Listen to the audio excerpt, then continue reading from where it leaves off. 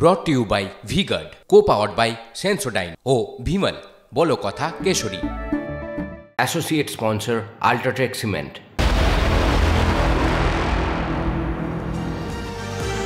তিনি বিজেপির সাংসদ, কিছুদিন ধরেই একের পর এক মন্তব্য করে পদ্মশিবিরকে বিড়ম্বনায় ফেলেছেন।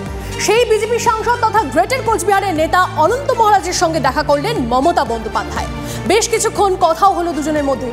লোকসভা ভোটে কোচবিহারে বিজেপির হারের পর নতুন সমীকরণ তৈরি হচ্ছে নাকি মমতার সঙ্গে আলোচনার মধ্যে দিয়ে বিজেপিকে বার্তা দিলেন অনন্ত? কোনো রাজনৈতিক ইকুয়েশনের কি জন্ম হবে? সময় বলবে, এটা এখন বলছি না, সময় হবে। এবার লোকসভা ভোটে কোচবিহারে ধাক্কা খেয়েছে বিজেপি। হেরে গেছেন অমিত শাহ ডেপুটি নিশীথ প্রামাণিক। নিশীথের পরাজয় নিয়ে যখন বিজেপির অন্দরে চলছে কাটাছেঁড়া, তখন পদ্ম শিবিরের উপর চাপ বাড়িয়ে অনন্ত মহারাজের সঙ্গে দেখা করলেন মমতা বন্দ্যোপাধ্যায়।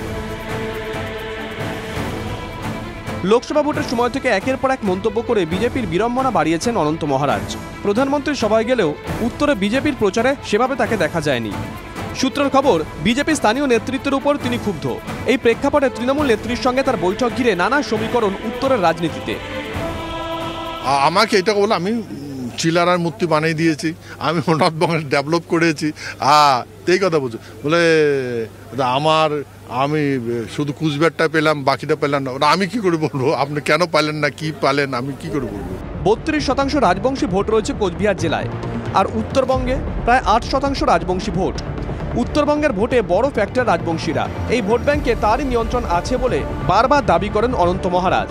কিন্তু অঙ্ক বলছে এখন 3 ভাগে ভাগ রাজবংশী ভোট। একদিকে অনন্ত মহারাজ, আরেকদিকে বংশীবদন বর্মন, এর বাইরে তৃতীয় পক্ষ রয়েছেন রাজবংশীদের একাংশ। প্রধানমন্ত্রী আমাকে কুচবিহার আসমানার মাঠে মিটিংয়ের পরে আমার সাথে দেখা করেছে, তার ফলস্বরূপ বাকিগুলো জিতেছে, তাহলে কুচবিহারটা হেরেছে। আমাদের লোক তো পুরলি ভোট দিয়েছে, যদি আমাদের লোক ভোট না দিত তাহলে রেজাল্ট কি হতো? জামানত পর্যন্ত জব্দ হয়ে যেত। আলাদা রাজ্যের বিরোধিতা বারবারই করে এসেছে তৃণমূল, বিজেপিও আলাদা রাজ্যের বিরুদ্ধে।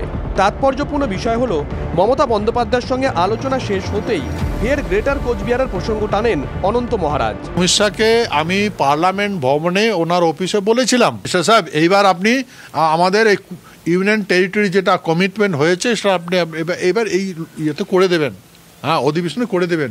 উনি বলছে দেখতে হ্যাঁ, তো জনগণও দেখতে হয়েছে। ওনাকে রাজ্যসভার সাংসদ করা হয়েছে। আমি জানি না রাজ্যসভার সাংসদের গুরুত্ব উনি বুঝেছেন বা বুঝছেন কিনা। স্বাভাবিকভাবে এতে বিরাট সম্মান বলেই তো আমার মনে হয়। সুকান্তবাবু কি জানেন তাদের কোন কোন সাংসদ, তাদের কোন কোন পদাধিকারী তারা অবিরাম তৃণমূলের সঙ্গে যোগাযোগ রেখে চলেছেন? মমতা বন্দ্যোপাধ্যায় হোক কিংবা অমিত শাহ, বারবার তাবড় নেতা নেত্রীরা পৌঁছে যান অনন্ত মহারাজের কাছে। এর পিছনে রয়েছে কোন অঙ্ক? মমতার সঙ্গে কথা বলে কি বিজেপির সঙ্গে দর কষাকষি জায়গা তৈরি করতে চাইছেন অনন্ত মহারাজ? কোচবিহার থেকে সুমন কল্যাণ ভদ্রের রিপোর্ট, TV9 বাংলা।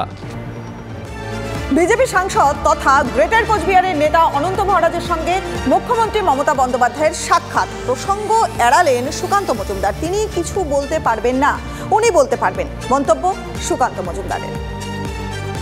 রাজ্যসভার বিজেপি সাংসদ অনন্ত মহারাজের সঙ্গে সাক্ষাৎ করছেন মুখ্যমন্ত্রী মমতা বন্দ্যোপাধ্যায়, তাহলে কি এটা ইঙ্গিত অনন্ত মহারাজ কি এবার তৃণমূলে যোগ দেবেন? সেটা তো আমি বলতে পারবো না, ওটা উনি বলতে পারবেন। Brought to you by V-Guard, co-powered by Sensodyne O Bhimal, বলো কথা Keshari. Associate sponsor Ultratech Cement।